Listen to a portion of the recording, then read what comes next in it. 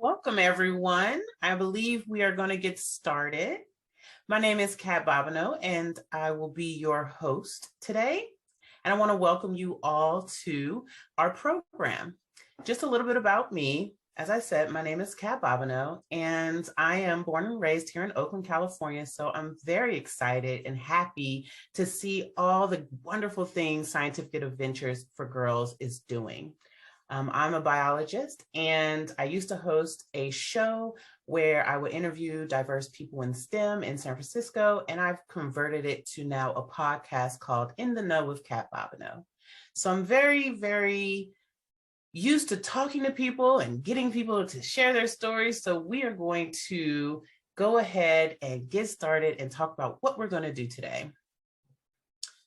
So Scientific Adventures for Girls is a wonderful program, and I want to welcome you to their annual speaker event. We're so happy for you all to be here and for joining us. Scientific Adventures is excited to host this event and shine a spotlight on women who lead in STEM. We're honoring what they've accomplished and learning from what they know. This is a fundraiser, so all of the funds raised through ticket sales and donations for this event will go towards supporting Scientific Adventures after-school STEM program for K through 6 grade girls in elementary schools in the Oakland and East Bay area for the school year. As many of you already know, but Scientific Adventures is an organization that was created to make STEM accessible to all girls, especially girls of color, and to engage them in science, technology, engineering, and math, starting in kindergarten. BIPOC girls represent about 90% of Scientific Adventures students, and their programs are concentrated in the Richmond and Oakland schools, where nearly 85% of students are eligible for free and reduced lunch. Scientific Adventures creates and delivers after-school STEM programming using hand-on activities that not only make STEM fun, but also builds girls' confidence and skills. We will drop a link to donate to Scientific Adventures in the chat, and we welcome you to support the more than 600 girls at 22 schools this school year, as we are serving for 27 weeks of the school year. All of the programs are free for every girl, and 100% of your donations will support their STEM education and give them a chance to discover and fall in love with STEM.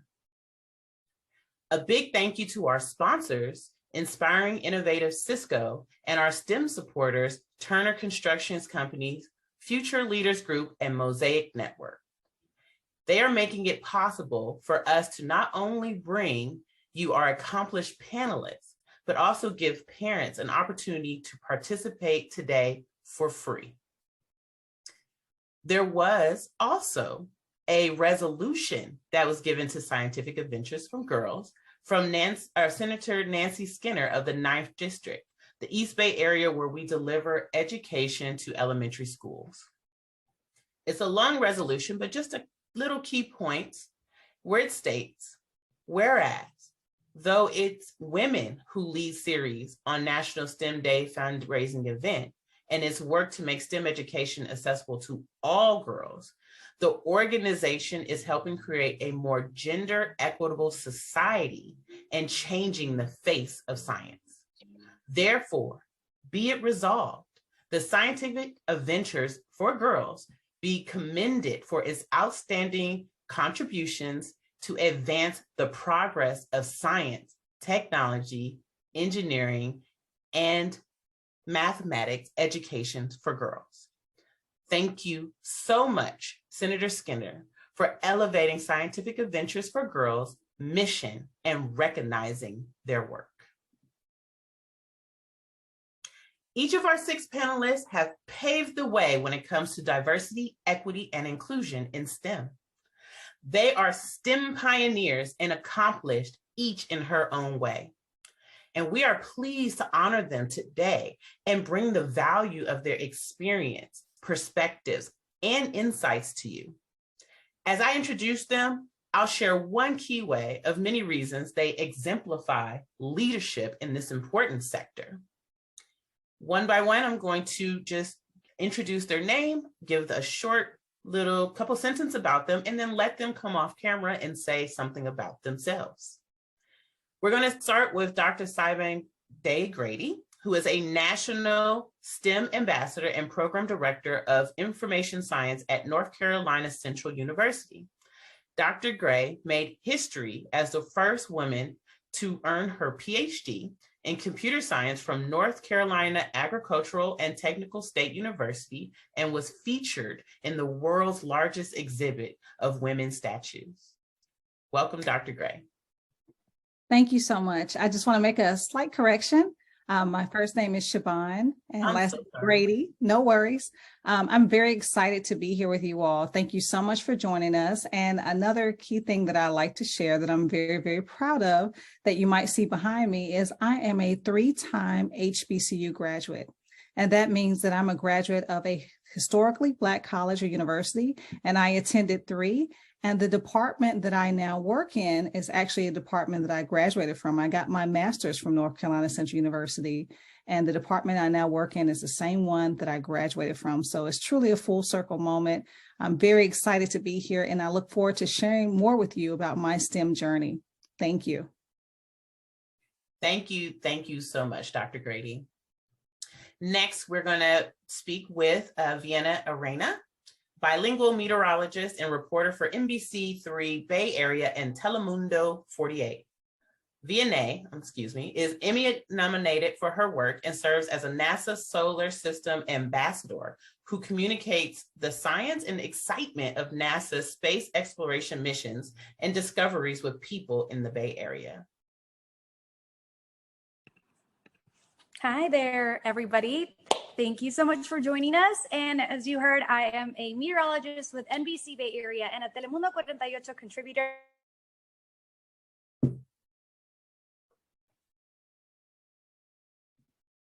Work hand in hand with not just bringing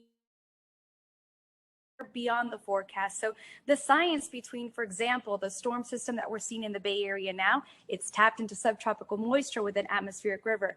And my job is to teach you the science behind it. Also, we are doing a climate in crisis segment, which is a drive to really create curiosity surrounding climate change and the important things that we can do with even just the simplest tasks around home to try to play a big role in saving our planet. So thank you guys so much. I look forward to sharing my STEM journey and Inglés y en Español, a little bit of Spanglish in the world. Thanks again. I'll see you guys soon. Thank you. Thank you so much for all of that. All right, next we have Marsha Lynn, professor of instructional science at Berkeley School of Education, UC Berkeley. She spent a year in Geneva working with Jean Piaget, I believe I said that right, a year in Israel as a Fulbright professor, and now directs the Technical Enhanced Learning in Science Center and the web-based inquiry science environment. Welcome to our show. Thank you so much. I'm so delighted to be here and to learn more about this fabulous organization. The work that I do is really in collaboration with the same schools and teachers and students that this organization serves. We work in partnership with schools in Oakland, Richmond, and other areas to really figure out how we can jointly develop science materials that are interesting and informative and motivating for the students in our communities.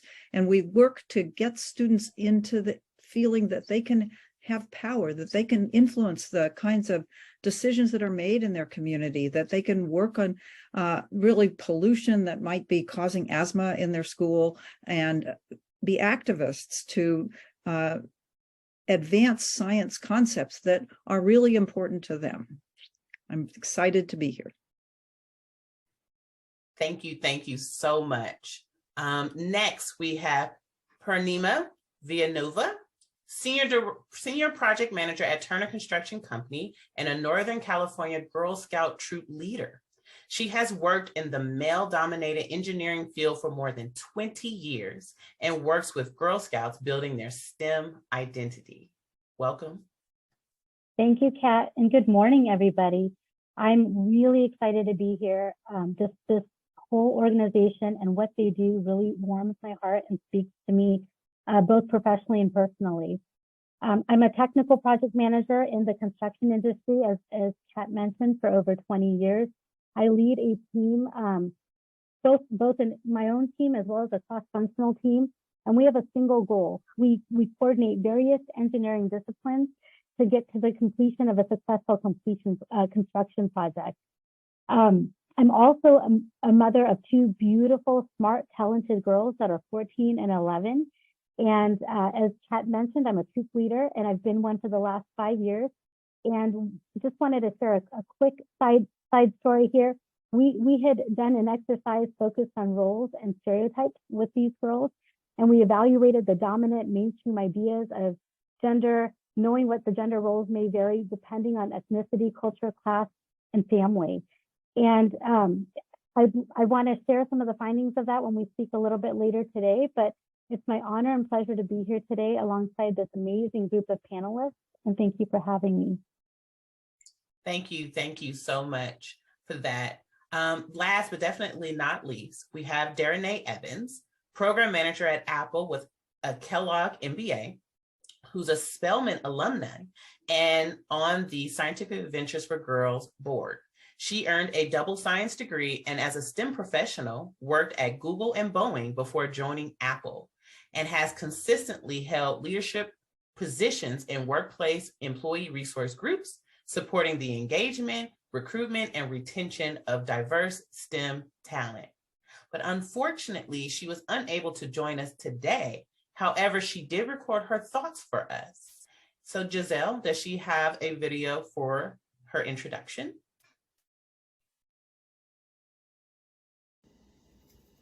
Hi, my name is Darrenay Evans. I currently am a program manager at Apple, and I sit on the board of Scientific Adventures for Girls. Previous to Apple, I worked at the Boeing Company in information technology, and I received bachelor's degrees in industrial engineering and computer science from Georgia Tech and Spelman College, respectively. As I look back over my STEM journey, I would definitely have to say that my mother has played an integral part in it. She was the one that was encouraging me to take advanced placement courses in science and engineering in high school. She was my Girl Scout leader throughout elementary and middle school. And she also was the one that was putting me in the science and math summer camps during the summertime. I think it's really important that if parents are available, to be able to help and encourage girls to pursue their dreams, but also to provide that cheerleading support that is definitely needed from the sidelines, because there are definitely going to be times where it gets hard, right? And you have to have resilience in order to move on. And I found that my mother played that part well. But I also recognize that there are times when parents can't be involved. And so we do have organizations, specifically like Scientific Adventures for Girls, where there are other adults and there are other role models that can provide that cheerleading support, but also to help ensure resources and opportunity are provided to girls so they can know that they can pursue their dreams and reach their goals. Awesome. Thank you. And I did say last but not least, but I was incorrect. We do have one extra person who is going to be on the panel today. And we have Ellie Thornton, who is a student in our STEM classes for 3 years before she graduated out. She's now sophomore class president at Emory High School, and she dreams of being a chemist or an engineer and has returned to Scientific Adventures to classes as a near peer who is a mentor to our younger girls. Ellie, would you like to say something about yourself? Hi, I'm Ellie, and I've been doing Scientific Adventures for Girls since I think I was in like first grade. So I've always just loved Scientific Adventures for Girls, and obviously like I'm continuing it. I'm currently the top debater in my high school. And this year I started debating on the national circuit. And I love debate, and debate has been a very pivotal thing for me when it comes to talking about myself and being able to converse with people in STEM. And yeah, now I'm currently helping Scientific Girls with being a near peer and helping young girls who are like me engage in science in the future.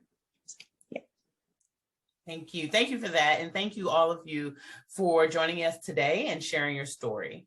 We really appreciate what you have to tell us and hopefully get some guidance on what Scientific Adventures for Girls can do for the future of our young ladies.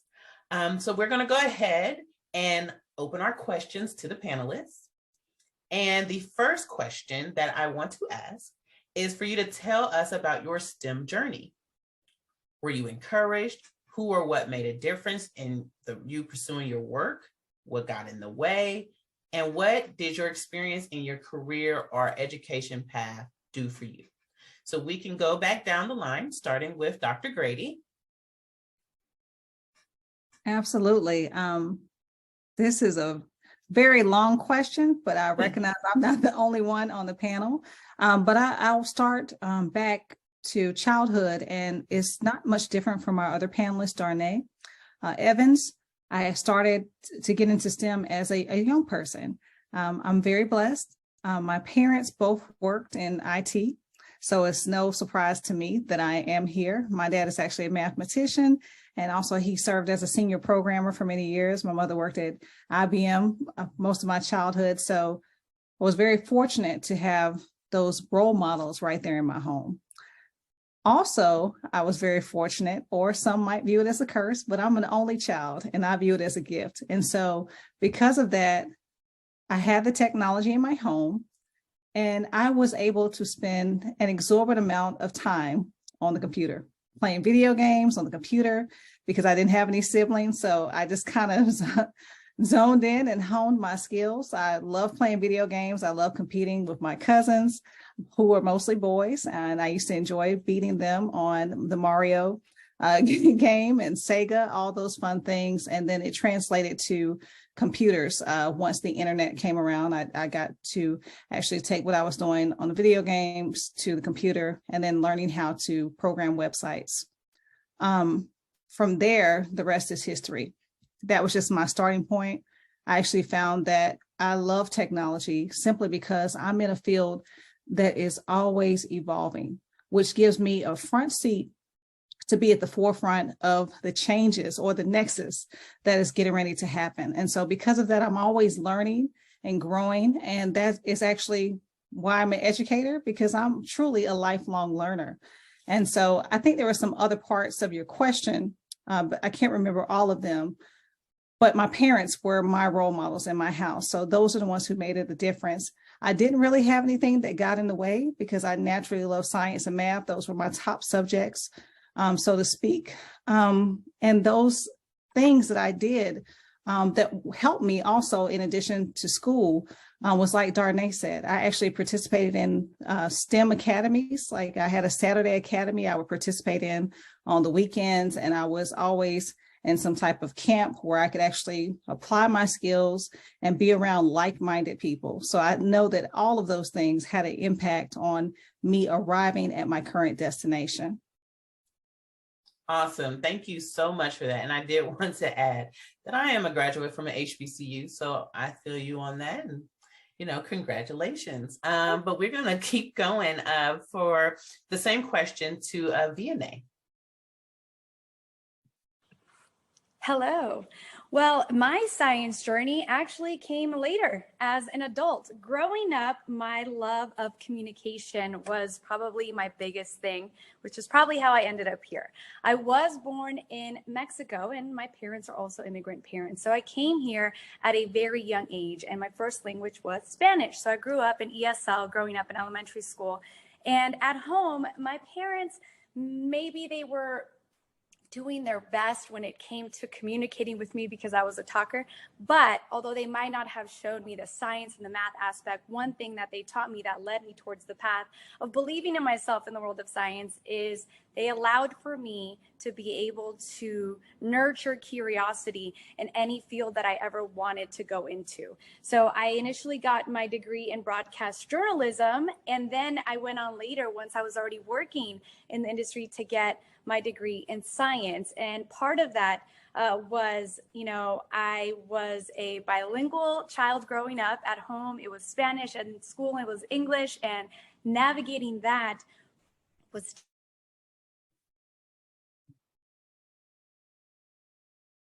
work ethic and their drive. And that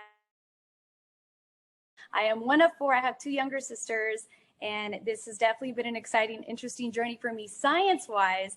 Now that as an adult that I have fallen into the field of science, I think that if I was younger and I had discovered this, it probably would have led to an even greater opportunity for me to now pose as a bit of a mentor for my younger siblings, who also, by the way, are big communicators as well. We always got talks too much on our report cards, and I ended up as a reporter.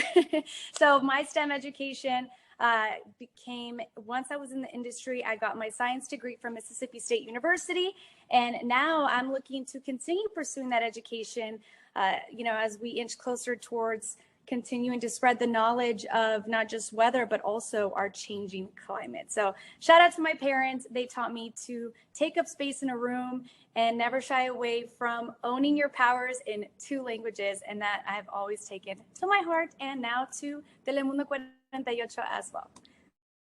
Oh, wow. That is amazing. Yes. Kudos to that. Next, we will have Marcia. You can share your answer to the question. I'm delighted to share my answers. Like the earlier speakers, I have to thank my family for encouraging me to follow my interests, not necessarily science, but to be interested in the things, to be able to pursue the things that I was interested in. I was fortunate, I think, that my father's hobby was collecting rocks. And we went out on the desert a lot. We were in Southern California. We camped a lot. Let me tell you that waking up at 6 in the morning on the desert when it's like freezing cold and thinking you're supposed to crawl out of your sleeping bag was not fun. But there were other things that really made up for it. And one of my favorite memories is walking with my father up a dry creek where, there's rocks there. And he's telling me, look, this tells us that this rock might be further up. Oh, here, look at this is fool's gold. That means there was going to be some quartz next. And, it was amazing. I had no idea that you could look at the ground and figure something out. And that has sort of been something that I do in my education work all the time. As you look at a bunch of data, you look at what kids are thinking, you go into the classroom and try to figure out how they're interacting with teachers and each other. And you try to extract from that kind of what is going on. So it was really amazing to have that guidance from my father that I think has always given me power to think, okay, I can look at this situation and there's going to be something I can take out of it. My mother, she was a humanist. She actually thought that it would be great if I wanted to be an actress. So let me tell you, I was so shy that she made me try out for something and I just cried the whole time. But but eventually I realized that, well, I could do public speaking. That was a little less scary. And she was so helpful in developing my speaking capabilities and encouraging me to really find ways to communicate. I'm not a talker. I was scared all the time. I didn't like to even speak in class, but she really helped me develop that skill, and I appreciate it a great deal. And it really helped me when I went to college. I went to college a long time ago. I thought maybe I would major in math. There are mostly men in the math major, and furthermore, the teachers were all men, and they weren't really very encouraging. In fact, I felt totally terrified by the experience. And I'd sort of had that experience before in high school when I found that if I admitted that I was good at math, all my friends went away. So that wasn't really a very satisfying experience. So, but then I found statistics, which was really more fun. And the classes were smaller. The faculty were still men who still didn't speak English, but at least I found it was quite interesting. And we started using mainframe computers with stacks of cards. I know none of you have done this, but to run our programs.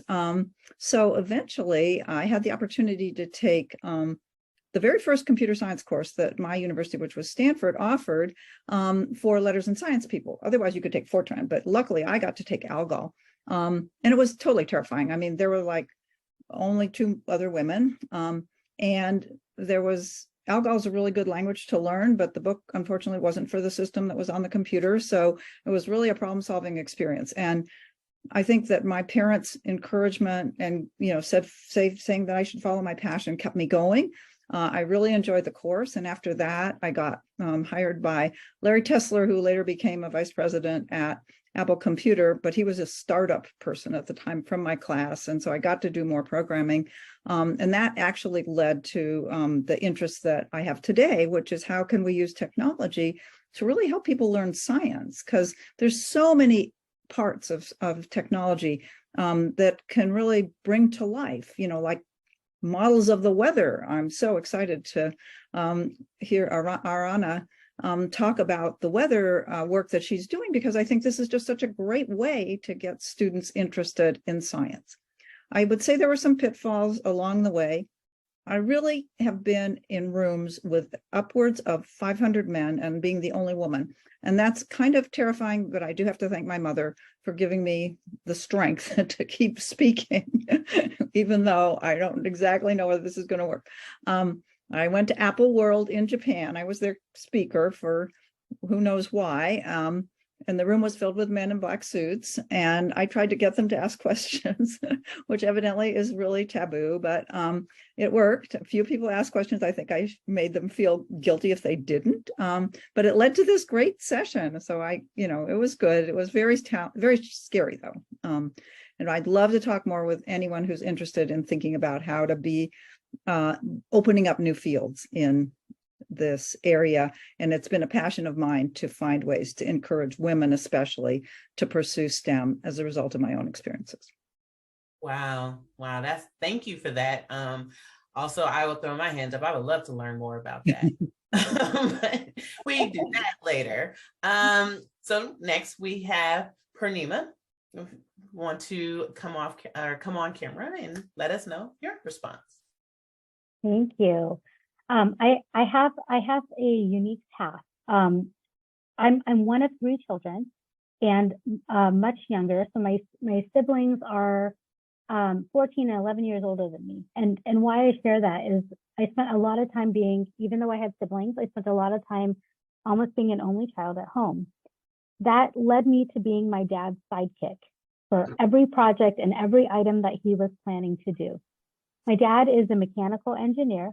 And I remember the first time I held and used a power tool, I was 7 years old. He would pull me into the garage. We would draw out, details and drawings for how we're going to build our own shed. We didn't use kits. We built our own. We got the raw materials. We drew it out. We planned it out. We measured everything out. And we said, we're going to build it.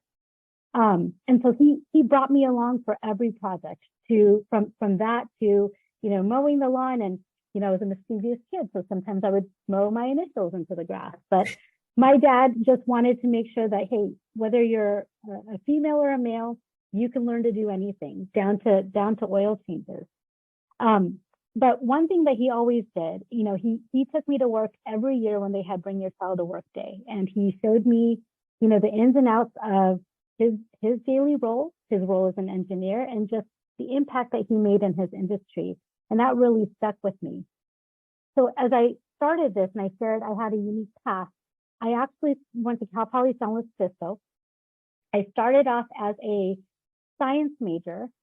And I remember walking through the campus and I would see the construction management groups and I would see the construction engineering teams, and they're building these really cool buildings. I remember calling my dad and saying, I think I want to switch to construction management. And he's like, what are you going to do with that degree? Don't do that. I'm like, no, but it just seems so exciting. So he said, do business, because that's going to give you more of a broad sense of and more opportunities. So I said, okay. So I switched from science to business. Lo and behold, I'm about to graduate Cal Poly, and I walk by this company at the career fair, and they had the picture of the Kuala Lumpur, which at the time was the largest building in the world. And I stopped and I said, who are you and how do I work for you? And that was my first job out of college. It was a curtain wall company. So just a quick side note on curtain wall, it's as you walk through buildings and you see all of the exterior glazing and the facade of a building, that's curtain wall. So that was my first job out of college. And I was really lucky because for the majority of my career, I've had really, really great mentors. My hiring manager at that company, he took a chance on me. I had a business degree. I did not have the construction management degree. but I understood how to put things together, and I had the critical thinking and the analysis, probably because of my upbringing and the power tool at the age of 7. But he saw my passion and my aptitude and continuous drive to want to learn. And he took a chance on me. He taught me how to read drawings, taught me how to, how to engineer the different components of a building. And he, alongside my dad, taught me how to read blueprint drawings. And that's really what started off my career. One of the questions that you've asked, Kat, is, is there something that got in my way? And I just wanted to address, I cannot think of an incident where it derailed my journey or my ability to progress. Part of that is because maybe I wouldn't let it. But I have come across folks who have struggled with seeing women in this field, let alone being in a leadership role. As when I was younger, I used to see a lot more women at the table. Now as I progress in my career, a lot of times I'm usually the only woman sitting at the table in these meetings. And one thing that I do sometimes face is people tend to over-explain to me because they assume I may lack the knowledge required to succeed in my field. But luckily for me, I have had a larger share of male mentors who have invested in my career and who believe in me and see that I can figure it out. I may not know it today, but I will figure it out. So I just wanted to share that story. And again, thank you. And I love hearing all of the panelists' stories that they're sharing today. So thank you. Yes. Wow. Thank you so much for that. It's great to hear about having mentors. Mentors are very important.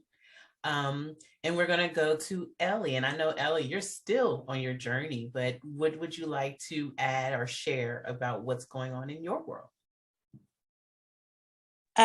I would say for my STEM journey that obviously isn't finished yet.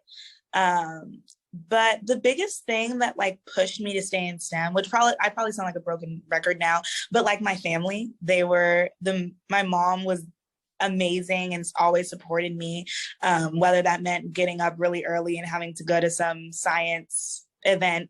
And I think for her, it was really important because I'm a very energetic kid. I was very loud. I always wanted to do something. So being able to apply that to something productive, I think she loved, and my family always supported me through everything that I wanted to do, whether that was go, run outside for hours and hours, or whether that was sitting down for hours and hours trying to build a robot. So for me, family support was really important. And I'd say when I, stepped out of programs like Science for Girls and stepped out of places like my school is very diverse. It's majority, people of color. And stepping out of that, I realized how important diversity was, and how that's really lacking outside, whether that was in STEM or anything else that I chose to do. And that discouraged me a little bit. Well, as a kid, I tried not to let it discourage me, but thinking back to it, it made me question, whether people who looked like me were meant to be thriving in these places and in these career paths. But for me, I always had Science for Girls in my corner, and they're always like, you're amazing, and you should continue to participate in these programs, and you should continue to be this amazing person. And, I never thought twice about that ever again, because it made me realize that diversity is important, and there are other people who look like me who are in STEM. And currently on my education career path, debate has, like I said before, debate's been a really big thing for me, because like I said, I'm very energetic. I've always been very talkative. And debate has been an outlet for me. And in debate, I'm currently the only Black girl in my varsity level, and it's been that way freshman year and this year so far. So it was confusing to me because it was different being around people who didn't look like me, especially coming from, my background or going home, there's a whole bunch of people of color, and still in my debate career, whether that was in the league that I'm participating in or the national circuit, I've never been in a debate room or around with another Black person. I've never debated against any other Black person or a Black girl, anyone that looks like me. But because of the support that Scientific Adventures for Girls gave me and my family gave me, I knew that like these experiences are going to happen and that I can push through that. And then I'm amazing and that I can push past those experiences. So I would say just having that program and having, family always supporting you through those hardships is the reason that I continue to strive and why I continue to do things, like run for class president, which people may be tired of me because I'm always trying to be the best at everything. But that's who I am. And having that support from when I was younger allowed me to strive and thrive in programs and events that didn't include people who looked like me. Yeah. Wow, amazing. Yes, and congratulations on continuing your journey into STEM. And, look at the women that are on the panel list today. Find mentors and mentorship that will help you along the way. So thank you, though. Thank you for all of that. I do want to say that as we go on with the time, I know we're only here for an hour, but if you do have some questions, you can put them in the chat. And hopefully, as we get towards the end, we could get to those questions. But yes, please put them in the chat if you have any questions for any one of our panelists. But we're going to go ahead and go to a specific question for each of our panelists. I'm going to start with Dr. Grady. This is 2 parts. What challenges did you face being the first to receive your computer science PhD? And tell us about being an orange statue in a national exhibit. Awesome. So I want to first say the challenges have not stopped. So let's just put that out there. Obtaining my doctorate didn't stop any challenges from happening. And I actually want to take a little bit of power back from that question. And I want to just tell you how I overcame the challenges, because the challenges are many. Like I said, they're ongoing, being a woman in STEM, a woman in tech. I'm a professor. I am a minority, even within my own department at HBCU. And so, there's always challenges that arise, but how do you overcome those challenges when they happen? And I just want to point out some key critical things that actually help me, surpass those challenges. And number one, for me, is my faith. So having the faith, the ability to believe there's a higher being that's looking out for me and trusting the process, because part of the challenges that you face, they truly are part of the process. Those challenges are there to actually make you better. It's not always a negative, which is how we see them at times. Also having the right support systems.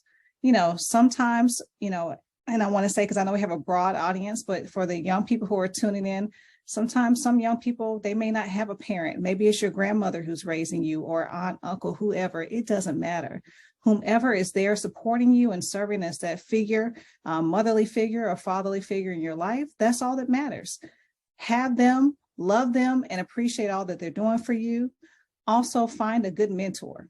My mentors, I have so many mentors, I call them my board of directors. And the reason why is because each one of them brings a valuable component to my life, something that I don't think about, or maybe that they know from their own personal experience. But if you don't have a mentor, I recommend that you get one. Sometimes mentors will find you, but sometimes you have to be bold and ask. And guess what? If they say no, sometimes a no is just simply they don't have the bandwidth. It's not that they don't want to, they're just not able. Don't take it to heart. Just keep pushing, ask someone else, and you can always circle back at another time. Also having something called a sponsor. That's someone who is speaking for you in rooms that you actually aren't able to be in just yet. So having someone say, hey, someone who can do that, that person is what you want as well. So having this whole community of family, other professionals, certainly friends, my faith, those are things that help me overcome the challenges. And I left out one key thing, my work ethic. Hard work certainly speaks for itself. So sometimes, irregardless of what may be happening, your work will speak for itself and it's undeniable. So those are some things that help me overcome my challenges during my doctorate process, but those are things that help me now, because as I said, and everyone here on the panel here today can tell you, there is no point where you just arrive and all of a sudden there's no challenges that you face. That's just not reality. So keep that in mind. Now I want to talk about the orange statue. So this is a small figurine of my orange statue, which right now happens to be in Dallas, Texas, at the Parrott Museum. And it also was featured earlier this year during Women's History Month at the Smithsonian. What does it feel like? I still haven't wrapped my mind around it. These are life-size statues. I'm a tall woman. It's a life-size statue of me. And it is just a surreal moment and feeling. I have not gotten used to it, but to be recognized as a national STEM ambassador, someone who gives back to your community, who serves, who has excelled in their career, it means so very much to me. And I'm truly honored and grateful to have even been selected amongst the 120 plus women who are recognized in that exhibit. So it is a blessing. I'm truly grateful. And I'm also grateful for opportunities like this today, where I can serve on a panel amongst other women who inspire me as well. So thank you so much for your question. Thank you, Dr. Grady. And, fun fact, I actually interviewed on my podcast another woman who has an orange statue. So I've been talking about this orange statue exhibit forever. And that is amazing. Congratulations. So next we'll go to Vianney. I will break your question up. I gave 2 questions to Dr. Grady, but I'll break yours up and everyone else's up. So we'll just do one at a time. So the first question is, tell us how being bilingual affected your STEM journey. Thank you so much for the question. Well, it's been an interesting and exciting journey, because when you are a young kid growing up with immigrant parents and your first language is Spanish and you're trying to navigate school and making friends, there's a nervousness that's going to carry with not knowing the language. And my parents, despite not knowing the language when they first arrived, they still managed to navigate and provide for our family. And I think that's where I got the strength from them. And they taught me how not to shy away from it or be nervous of the fact that I might say something wrong, or, maybe something I'm trying to convey isn't coming across the way that I think it would. When I was younger, I was in the ESL courses. And as you get older, you start getting a little bit of nerves of, okay, can I speak English? Can I speak Spanish? Are they going to understand me? And once I realized that I was picking up the language, especially just coming here at a really young age, I came here in elementary school.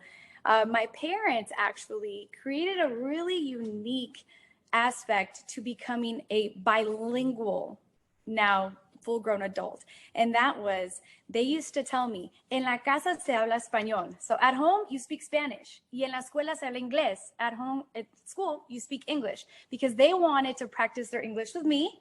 And I wanted to continue to keep the Spanish language alive with my parents. Because growing up, as you get older, you're starting to hear only English being around you. And you actually start to lose your Spanish. So what was once your first language, you start becoming now self-conscious about your Spanish. But my parents always wanted to emphasize the fact that Español se tiene que mantener en la casa. You got to keep the Spanish alive, and that's going to benefit you in the long run. That's going to be a superpower, not something that you need to be ashamed of. Don't ever let anybody make you feel bad because you only speak Spanish or you just speak Spanish and you're trying to learn and navigate a different language. So I'm very grateful for them in that sense, because they were never shy. They spoke with you con su inglés. They didn't care if you maybe understood or not. They were going to get through that conversation. And they were definitely my biggest inspiration when it came to that. Now, as far as being bilingual and growing up, I didn't have any science, math, or engineering representation in my life. I had parents who worked, in the meat packing industry, in the orange fields. My mom was a cashier. My mom and my dad did everything that they could to provide for our family. And they definitely taught me that school was important and education was important, because they wanted us to be able to take advantage of the opportunities that they felt they did not have growing up. So part of that was making sure that I was bilingual, because they knew that when I got older, that I was going to be able to communicate con mi gente, mis latinos.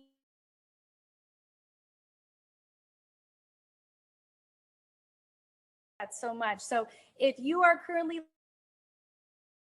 echándole ganas, you got this. And if you're thinking, oh, why do my parents keep making me speak Spanish in the house? I'm shy, I don't want to get nervous. Trust me, it's going to benefit you in the long run. Being bilingual has actually opened a lot of doors for me. What once used to make me nervous, because I was bilingual, it allowed for me to start my journalism journey in Univision at Univision Boston. So that was my first job. Was in the East Coast, and it was for a Spanish network. And believe it or not, I was much more comfortable in English now as an adult than I was in Spanish. So I had to tap into growing up and realizing how powerful it is to be able to speak two languages, where you can connect with an audience and teach them about the beautiful atmosphere that we have going on. It's a very exciting day for me as a meteorologist to see the storm passing through. And that's definitely something that has proven to be very beneficial. And every time I talk to girls growing up, or, you know, kids growing up, and I say, own your superpowers. Si tus papás quieren que sigas hablando español, keep going. Trust me, being bilingual, whether it's a broken English, a broken Spanglish, we are the generation of being Mexican American. That's okay.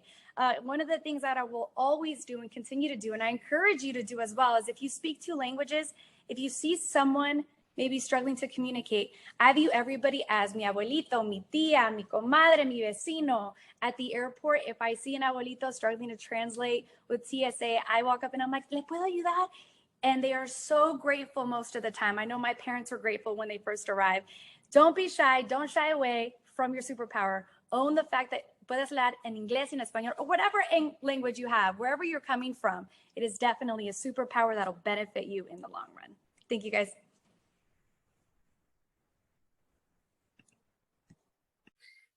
Thank you for that. And the second question was, can you share any particular issues or challenges you face working as a female meteorologist?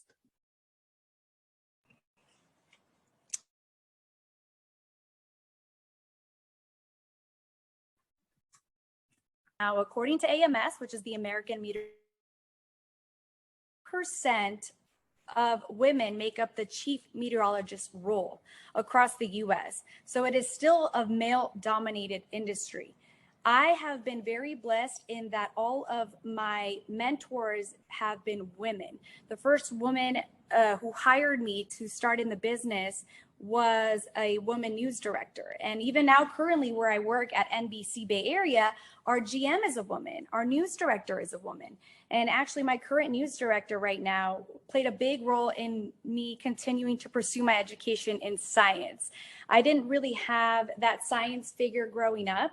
So I think that seeing the representation of women on something like your nightly news or your television is extremely beneficial. As of right now, the majority of women make up the early morning time slots or the weekend time slots. The evening roles still primarily belong to a lot of men. So learning to take up space is something that I still have to try to commit and empower to.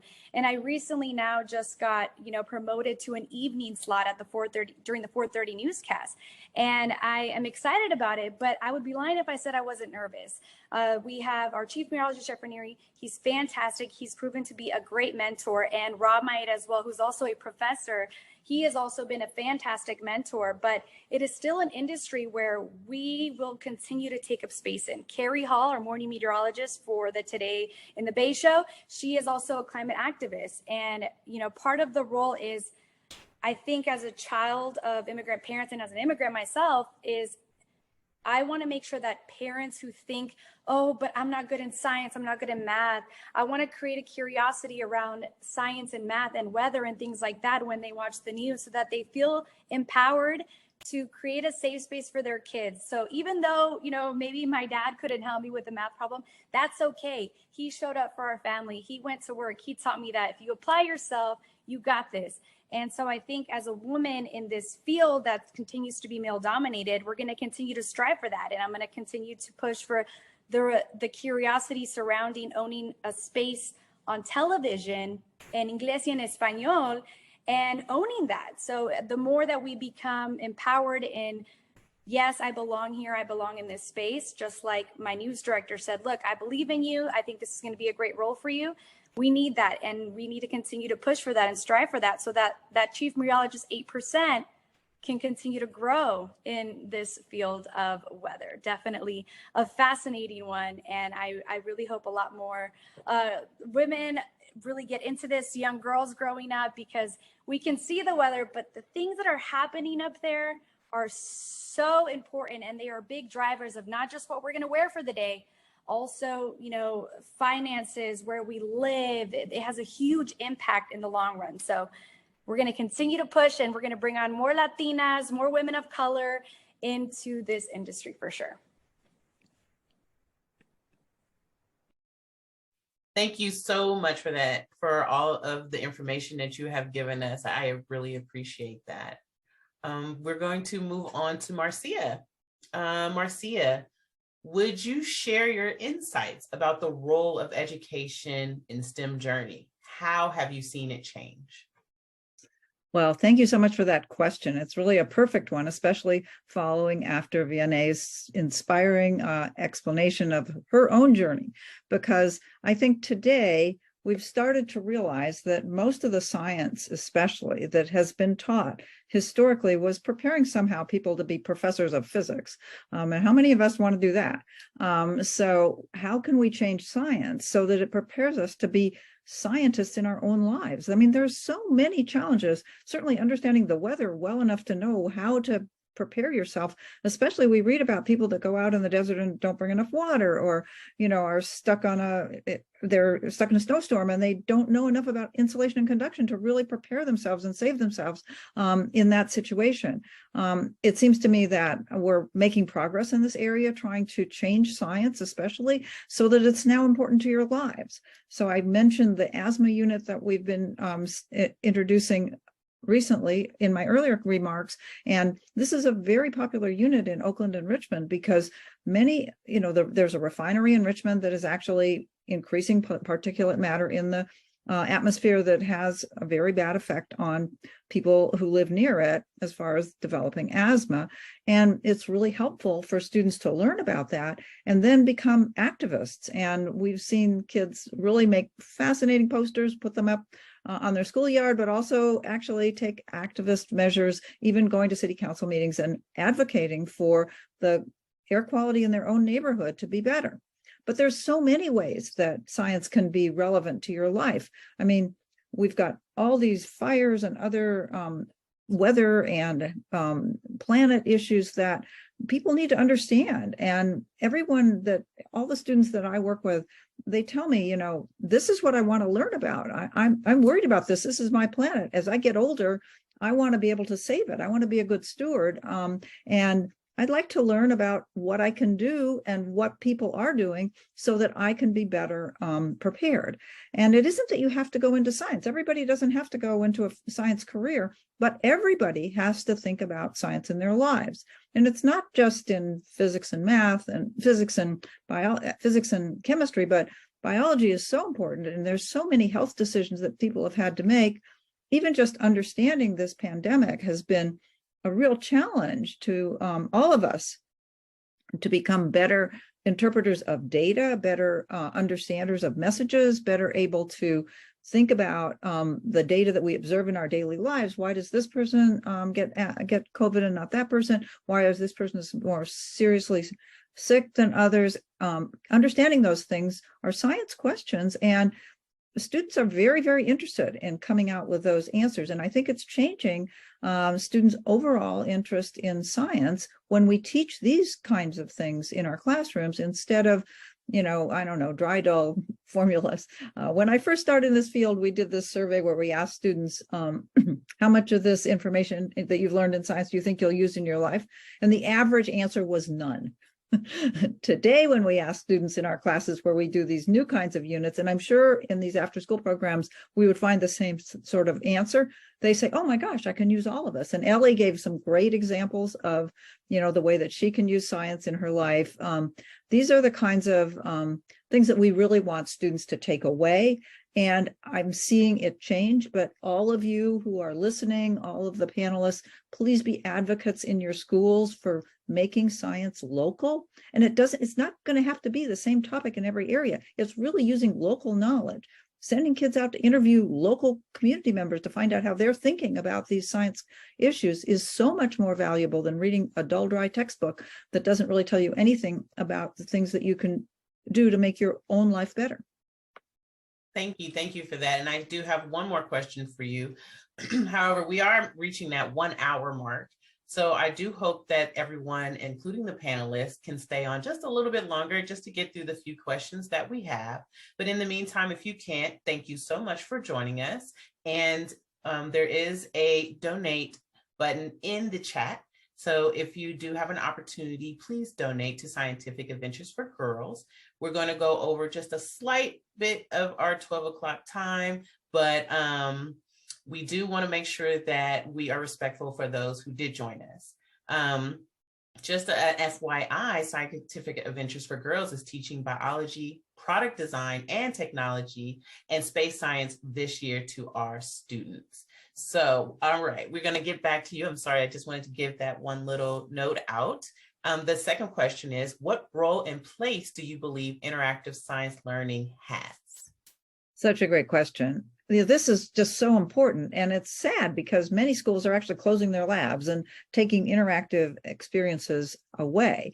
But one opportunity that schools and after-school programs have is to combine hands-on with technology. So maybe you're building some kind of a robot, but you can also model how that robot is going to interact and use the computer to visualize what's going on in the situation. For example, in our work, we have a wonderful model that students can play with where they can look at an urban heat island, for example, an area in the center of an urban city that's much hotter than if you were on the same day in a suburb, and you can actually change what kind of, whether there's asphalt or concrete or grass. You can change the reflective coatings on the buildings. You can get rid of some of the buildings. Oh, that's kind of unrealistic, but it does solve some of the problem. But students can experiment with all these different kinds of solutions, some of which could really work in their communities, and come up with an answer, a design that they can then advocate for at their local homeowners or community center, etc., and really say, look, we can do something better, even in this situation where we don't have as much degrees of freedom as we would like, to solve an important problem. So these kind of interactive activities that are both technology oriented and hands-on really allow students to extend the science learning and tap into that love of gaming that they have, because many of these models for scientific processes really seem like games to kids. So how do we design the best solution for this urban heat island, or the best picnic basket to keep your lunch from killing you at the park when it's a really hot day. So these are really great ways, I think, to take advantage of both technology and hands-on science. And all of our data show that this kind of inquiry is much more successful. Students find it more empowering. They feel more confident when they do these kinds of activities, and they're more likely to want to learn more science as a result of having these kinds of interactive experiences. Wow, thank you so much. And I do want to say, a few years ago, I was in like a little panel watching a story about the kids using the machines for the air and learning about asthma. So it's a really cool gadget, and learning the difference between the air near 880 and 580. That's a whole nother conversation we can have. Because of time, we will keep going. So we're going to go to Purnima. And the first question for you is tell us about working in and with a male-dominated workforce. Thank you for that question. It's been a very interesting journey. Majority of my career, I had not really noticed that I was in a male-dominated workforce. I mean, I physically saw everybody, I understood that, but I think I was so focused on my curiosity and learning and the project and how we're gonna, get to the completion line that initially wasn't my focus, or something that was truly forefront of what I noticed. I think over time, and I'd mentioned this earlier, over time and with this progression in my career, it started to become more prevalent. I started to see more male colleagues and less women colleagues, as I mentioned, with a seat at that table, let alone a female woman of color, right? So one of the things that I've kind of noticed is so now that as that's kind of turned and that's changed with perspective, and just as you look around and you kind of see the makeup of your colleagues, and I want to share this before I share some of these things here. The intention here is not to be negative, just want to share some of the microaggressions that I've observed and witnessed, but I also want to share how you can overcome those, right? So, I wanted to share with the group here, there's three examples, whether it was towards myself or something I've heard just in my industry, spoken across anybody. So one thing I've heard, I remember going to somewhere and I heard somebody say to somebody else, a male say to another woman, "Hey, you're really good at this for being a woman." And the correction there is, no, I'm good at my role or my job, period. It has nothing to do with the fact that you're a woman or a male. For me personally, I sometimes get called hun or sweetie. And again, not in a malintentioned way, but I'll correct them and say, actually, my name is Purnima. That's my name. And I recently, I recently had a client, a past client, say to me, "Hey, you must be really good at your job, but you just seem really, really young, and we need more gray hair on this project." And I had to respond back with, I've got 20 years of experience. And so I share this with everybody, not with a negative connotation, but that, the microaggressions are out there. Even if the intention behind those words or the person is not meant to put you down, they're still there. And it's important.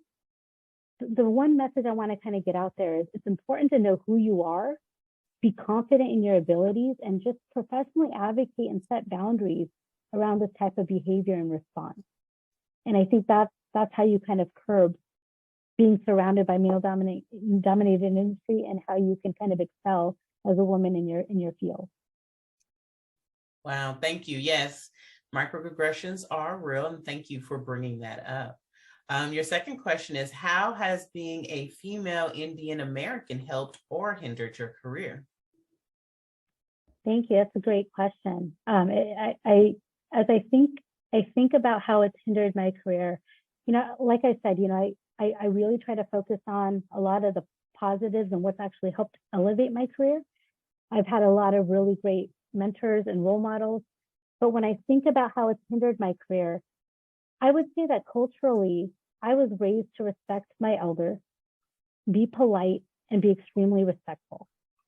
And sometimes I'm quiet in meetings until I'm ready to share my thoughts.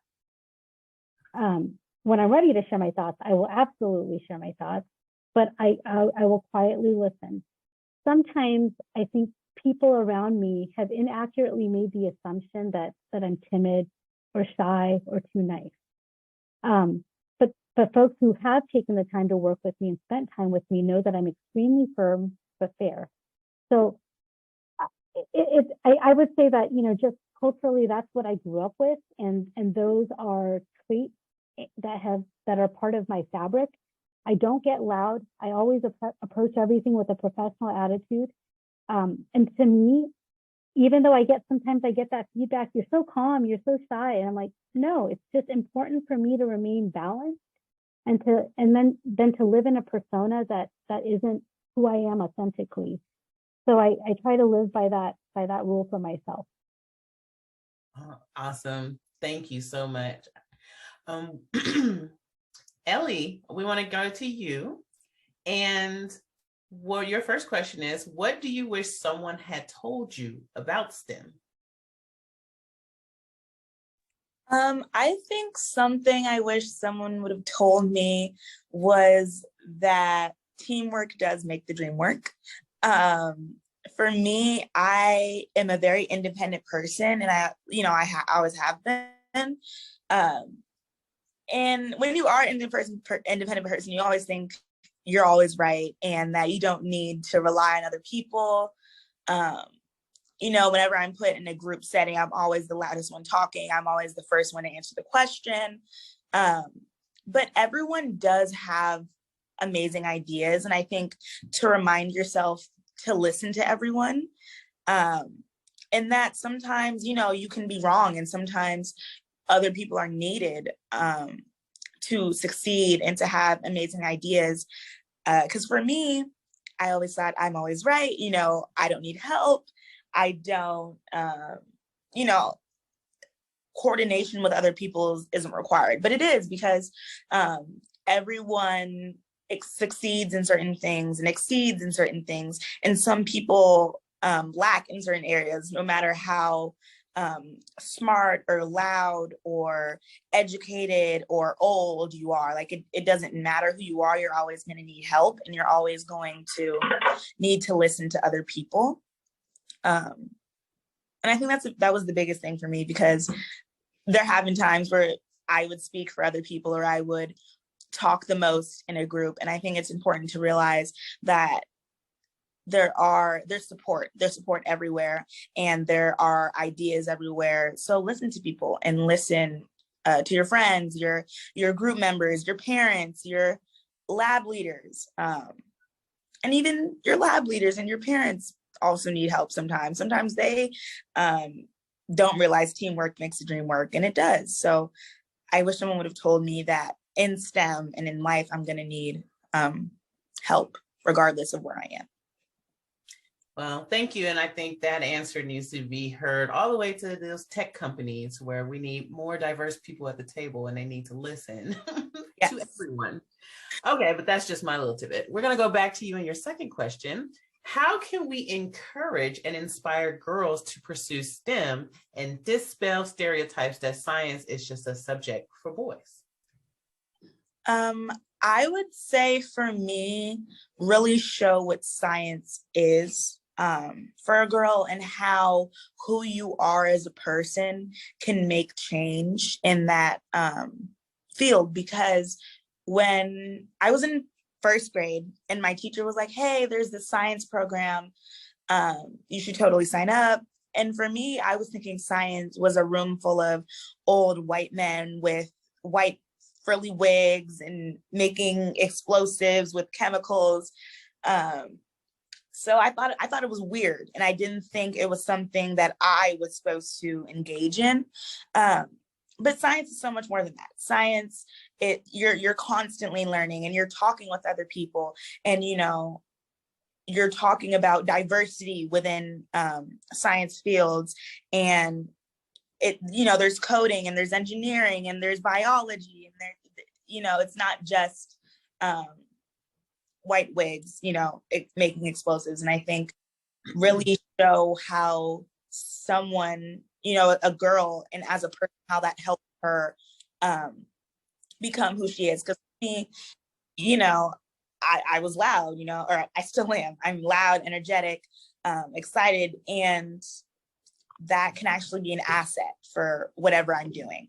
And that's a good thing. And for me as a person, it showed that I can do whatever I please, and who I am as a person can, show and shine in whatever STEM field I'm in. So, yeah. Awesome. Thank you. Thank you so much for that. And we had some questions sent to Darrenay. She sent some very short videos, so we do want to share her video now.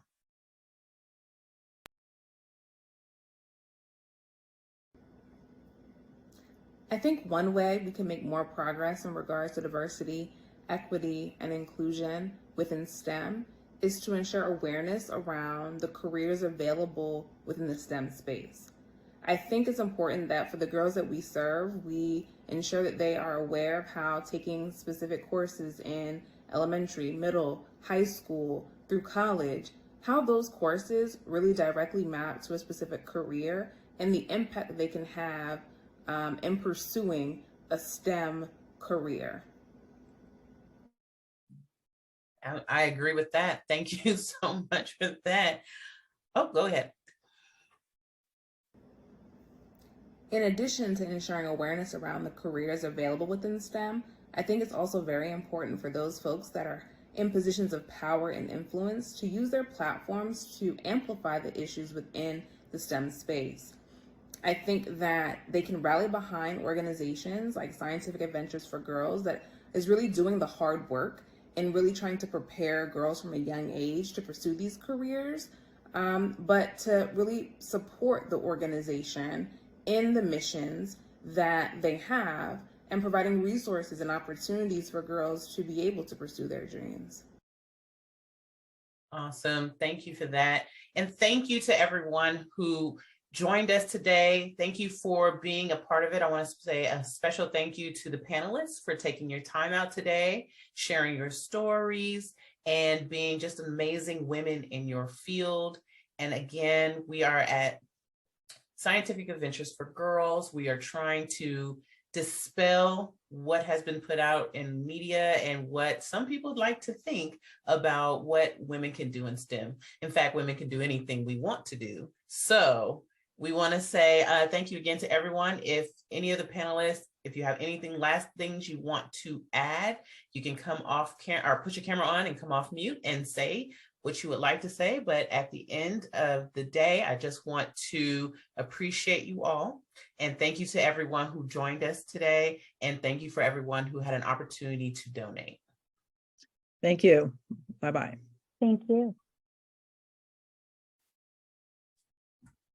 Thank you so much for the invitation.